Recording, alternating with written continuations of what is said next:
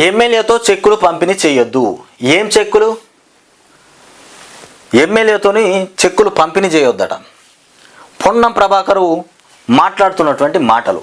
మంత్రి Ponnam phone call voice రికార్డుగా viral. మండిపడ్డ రవాణా మంత్రి ఆడియోపై సిఎస్కు ఫిర్యాదు. రవాణా మంత్రి ఆడియో పైన మండిపడ్డాడంట. మండిపడ్డ రవాణా మంత్రి ఎంఆర్ఓ మీద ఆర్టీఓ మీద మండిపడ్డాడంట. చెక్కులు పంపిణీ చేయొద్దని. మరి ఎవరితో చెక్కును పంపిణీ చేయాలి? కమలాపూర్ మంత్రి పొన్నం ప్రభాకర్. కమలాపూర్లో వార్త. మంత్రి పొన్నం ప్రభాకర్ తాజాగా మరో వివాదంలో ఇరుక్కున్నారు.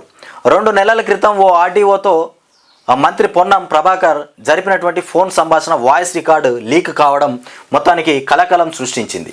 తను మాట్లాడినటువంటి మాటలు పక్కన పెట్టి తన మీదనే మళ్ళీ ఆడియో మీదనే కంప్లైంట్ ఇచ్చిండట. ఏది ఈ రికార్డు ఎట్లా బయటకు వచ్చిందని.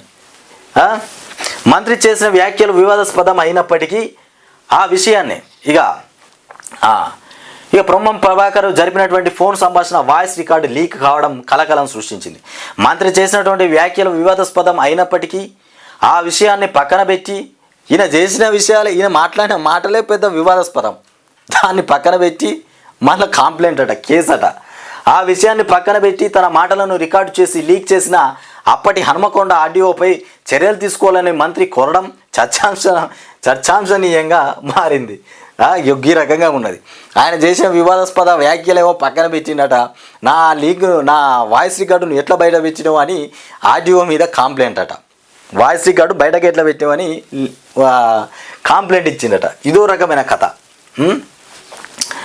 ఇక 5 రోజులుగా ఇది సోషల్ మీడియాలో వైరల్ అవుతుంది. 5 రోజులైంది, ఎన్నికలు అయిపోయేదాకా వైరల్ అవుతుంది ఈ కథ. నువ్వు బెదిరింపులు ఏందో నాకు అర్థమవుతలేదు. ఇది బెదిరింపులు కాకపోతే ఇంకేంది? చేస్తావా చెయ్యావా? ఆ వాయిస్ రికార్డు ఇంటే మీరు కూడా ఇనుర్రి.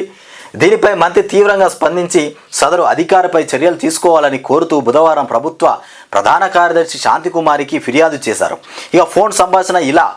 గత ప్రభుత్వంలో హుజురాబాద్ ఫోన్ సంభాషణ ఎట్లుందో చెప్తాపటు. ఇక ఇనుర్రి. గత ప్రభుత్వంలో హుజురాబాద్ ఎమ్మెల్యేగా ఈటల రాజేందర్ ఉండే గత ప్రభుత్వంలో.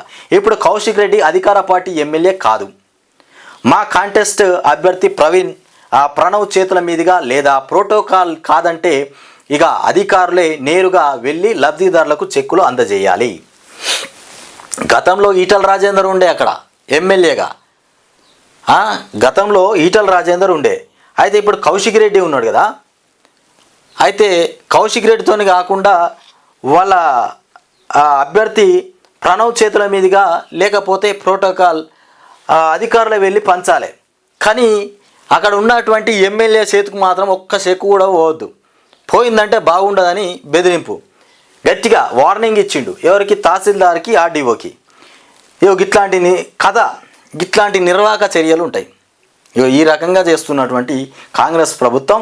అందులో మన పొన్నం ప్రభాకర్కి ఇట్లా ఉన్నాయి మాటలు. మా కంటెస్ట్ కానే కదట. ఇక అని మంత్రి పొన్నం అప్పటి హనుమకొండ ఆర్డీఓ కమలాపూర్ తహసీల్దార్ మాధవికి హుకుం జారీ చేసినటువంటి ఆడియో వైరల్ అయ్యింది. దీంతో తన ఫోన్ వాయిస్ కాల్ రికార్డును లీక్ చేసినటువంటి మంత్రి హనుమకొండ ఆర్డీఓ ప్రస్తుతం బదిలీ అయ్యారు.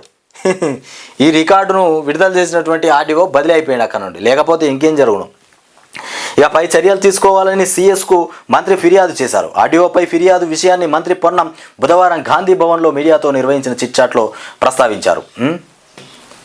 ఈ రకంగా మాట్లాడినంత పక్కన పెట్టి ఏం మాట్లాడుతుండంటే నా లీకును, నా వాయిస్ రికార్డును ఎట్లా బయట పెట్టినావు అనే వాదనకు వచ్చేసింది.